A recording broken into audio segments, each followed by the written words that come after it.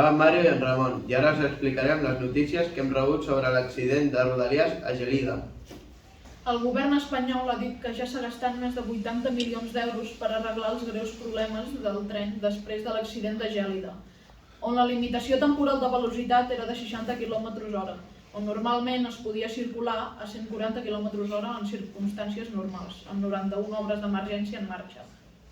El representant de l'Estat i la consellera han assegurat que és una resposta original per poder reobrir les vies tallades i han anunciat que Rodalies de Catalunya recuperarà la línia Rodalies 14 entre Cervera i Lleida, tot que altres línies encara tindran alguns trams en serveis de bus.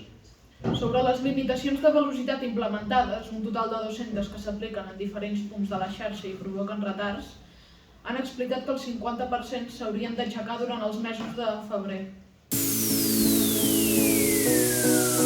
Hola, som la Ivet i jo la Mar i us explicarem les notícies de Catalunya. El registre de patinets elèctrics ja és obligatori. Com es fa, quan val i quines són les multes.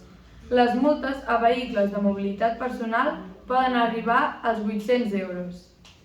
Registre obligatori de patinets elèctrics, que gestiona la Direcció General de Trànsit, DGT. És una mena de matriculació que inclou una assegurança obligatòria de responsabilitat civil. I que un cop registrat s'obtindrà un número d'identificació que l'usuari haurà de col·locar en un punt visible del vehicle. El butlletí oficial de l'Estat ha publicat el 28 de gener aprovat el Consell de Ministres, que regula el funcionament del registre de vehicles personals lleugers. A qui afecta la norma? Els vehicles de mobilitat personal d'una plaça i propulsats amb motor elèctric que permet circular a una velocitat màxima entre 6 i 25 km/h. Bàsicament són patinets, però també inclou segways. Des de fa 2 anys només es poden comercialitzar els patinets que incorporen una plaça de marcatge de fàbrica, única, permanent i llegible. Tots els models certificats estan recollits al DGT. Els BMP que no compleixin els requisits i que no tenen certificat de circulació tenen un període transitori fins al 22 de gener del 2027. Però també s'hauran d'inscriure al registre i comptar l'assegurança obligatòria.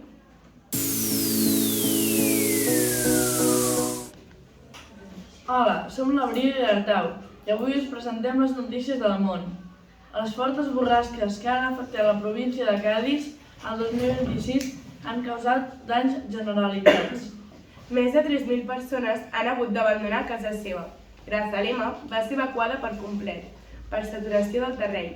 També van sortir unes 900 famílies del poblat de Doña Blanca i els veïns de zones rurals. Jerez, per cadascudes, Guadaleta, molts municipis com Arcos, Ubrique o Zara, de la Serra, han patit incidències. Més de 30 carreteres van ser tallades per inundacions i desprendiments. Hi ha cultius inundats i obres públiques paralitzades. La part positiva és que els pantans han passat d'un 15% al gener del 2025 a més del 85%. 3 estan al 100% i el de Guadalacín al 80%. El tren de borrasques, Francis, Goriti, Harry, Ingrid, Josep, Cristi, Lorendo i Marta han castigat el litoral, passarel·les trencades, prestatges sense sorra i carreteres negades.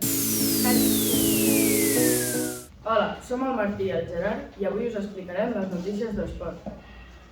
Els play-offs de la Champions League ja tenen enfrontaments confirmats i es disputaran els dies 17 i 8 de febrer. Aquesta fase doble partit serà decisiva perquè diversos equips europeus es juguen el passe a la següent ronda. L'emoció és màxima, amb duels molt igualats i de gran nivell. La jornada començarà amb els partits Galatasaray Juventus i a les 9 es disputaran 3 grans enfrontaments: Mónaco PSG, Benfica Real Madrid i Borussia Dortmund Atalanta.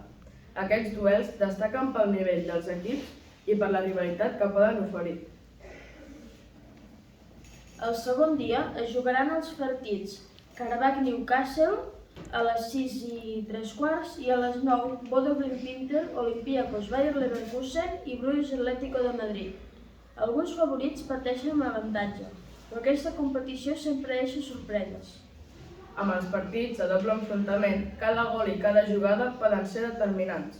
Els equips intentaran començar forts per agafar avantatge des del primer partit i enfrontar la tornada amb més tranquil·litat. L'afició espera eliminatòries molt igualades, amb emoció fins al final i l'espectacle habitual de la Champions League.